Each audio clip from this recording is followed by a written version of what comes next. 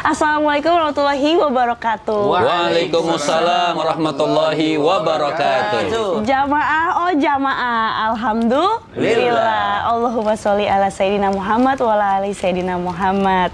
Jamaah sekalian, pernah nggak sih kita tuh kerja terus-terusan untuk mengumpulkan pundi-pundi rupiah? Pastinya semua orang kerja terus-terusan nih untuk ngumpulin pundi-pundi rupiah supaya bisa ngumpul nih ya kan. Bahkan ada yang sampai 24 jam kali seminggu ngumpulin uang-uang itu. Dan bahkan nih ada yang sampai nabung tapi nggak ngumpul-ngumpul juga. Nah, gimana itu ya? Kira-kira gara-gara apa tuh? Cocok banget sama tema kita hari ini. Sibuk kerja tapi rezeki pas-pasan. Apa yang salah? Masya Allah. Apa tadi judulnya? Sibuk kerja tapi rezeki pas-pasan. Apa yang salah? Masya Allah. Bener gak sih setiap usaha yang dilakukan pasti mendapatkan hasil yang diinginkan. Tapi gimana ketika sudah berusaha dan ikhtiar masih kekurangan rezeki nih, Ustadz Syam? Baik, bismillahirrahmanirrahim. Tabi guruku Habib Muhammad Sadir Sulaiman Inara. Masya Allah, selamat datang di Islam Itu Indah. Masya Allah, tabarakallah. Serta seluruh jamaah Islam Itu Indah, Bapak Ibu sekalian yang berusaha mencari nafkah yang halal, untuk memberikan nafkah yang halal dan berusaha mencegah sesuatu yang syubhat, sesuatu yang tidak jelas, bahkan sesuatu yang haram untuk masuk ke dalam perutnya, bercampur dengan darah dagingnya. Sebagaimana doa, Allahumma kfina bihalalika an haramik wa aghnina bifadlika amman siwak. Ya Allah, cukupkan kami dengan yang halal sehingga kami tidak mencari yang haram, dan perkaya kami meminta kepadamu sehingga kami tidak meminta selain darimu ya Allah.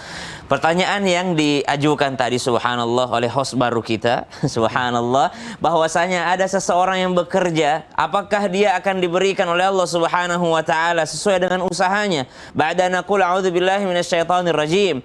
Wa an laysa lil insani illa ma sa'a. Dan tidaklah manusia diberikan kecuali sesuai dengan usahanya. Sesuai dengan firman Allah Subhanahu wa taala dalam surah An-Najm ayat 39. Berarti ketika seseorang bekerja keras, maka dia akan diberikan sebagai sunnatullah, sebagai fitrahnya, yakni sesuai dengan usahanya. Kata An-Najm ayat 39, kata Allah dalam Al-Quran.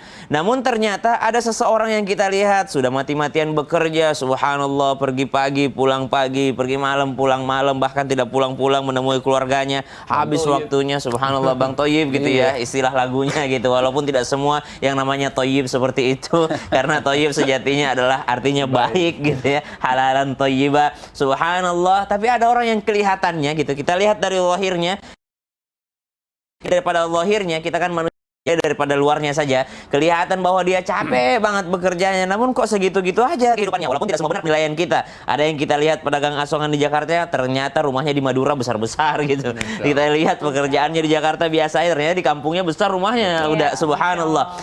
Jadi kita menilai, ya kalau kita melihat seperti itu atau kita yang merasakan seperti itu, maka Allah berfirman dalam Al-Quran, yarfa'illahu alladhina amanu minkum walladhina utul ilma darajat. Allah mengangkat derajat orang-orang yang berilmu. Allah angkat derajatnya beriman, tapi diangkat lagi yang ada ilmunya. Berarti orang yang bekerja dengan ototnya saja biasanya akan dikalahkan oleh orang yang bekerja dengan akalnya, dengan otaknya. Maka ilmu itu sangat menunjang daripada pekerjaan seseorang. Sudah pakai otot, tambah dengan ilmu, insya Allah nggak terlalu capek dia kerjanya. Kenapa? Ada ilmu yang dimiliki, dia bekerja cerdas, bukan bekerja keras. Dia bekerja dengan kecerdasannya.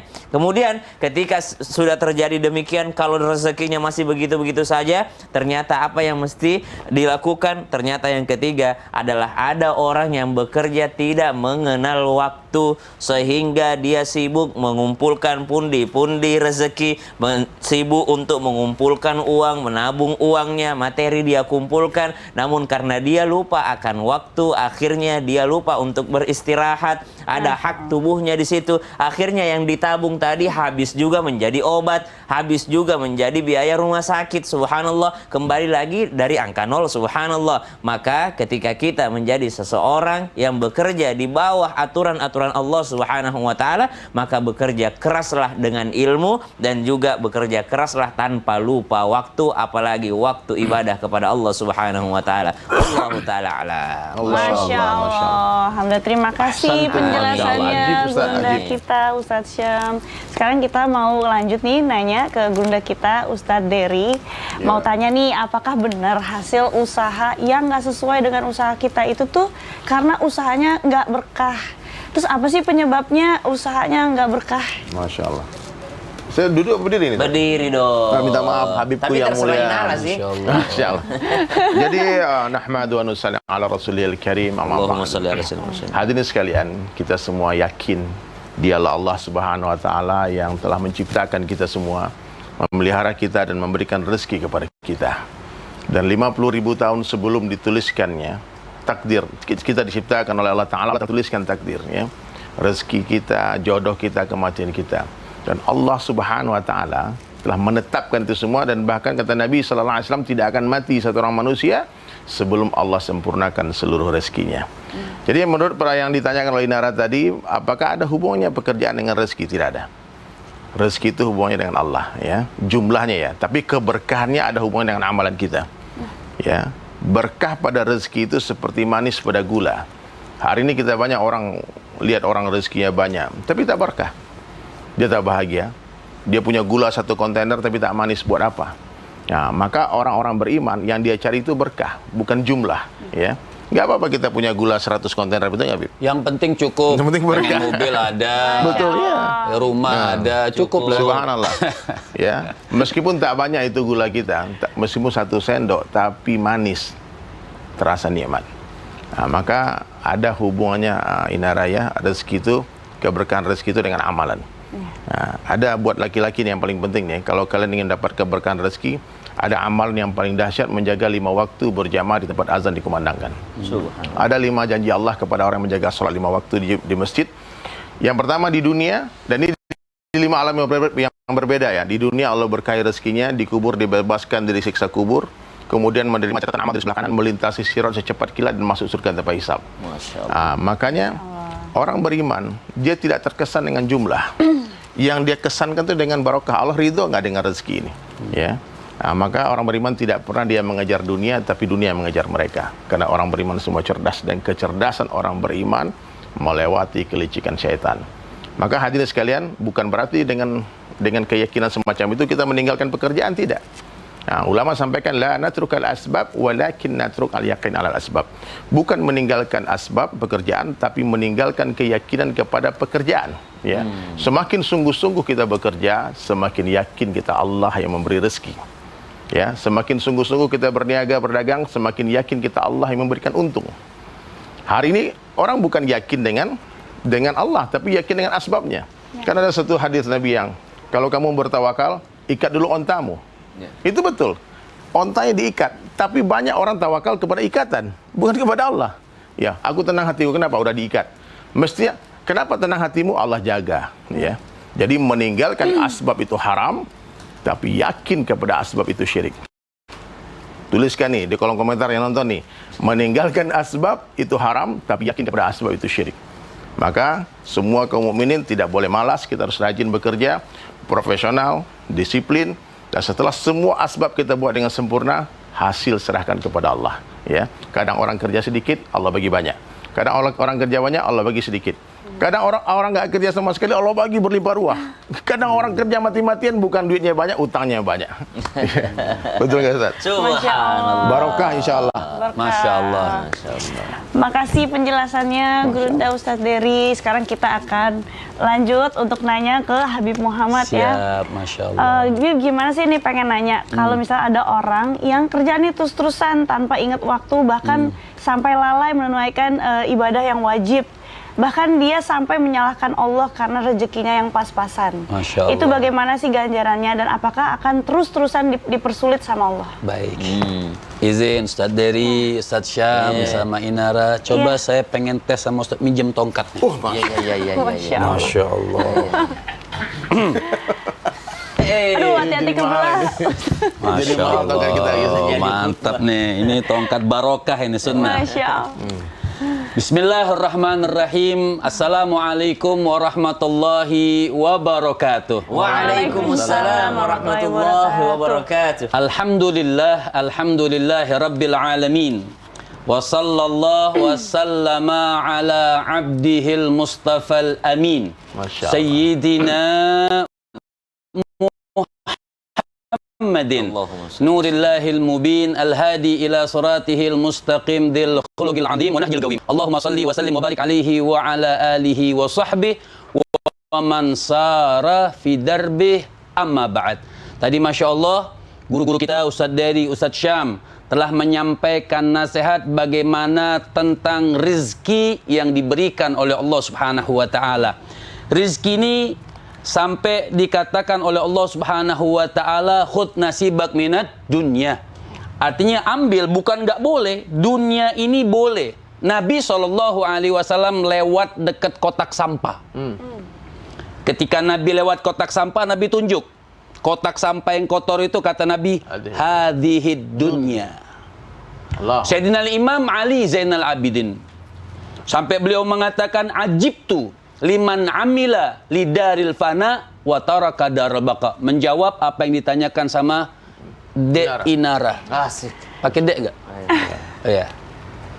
Memang ada kan? Memang ada. Panggil kakak kalau kacau lagi. Lanjut, Bib.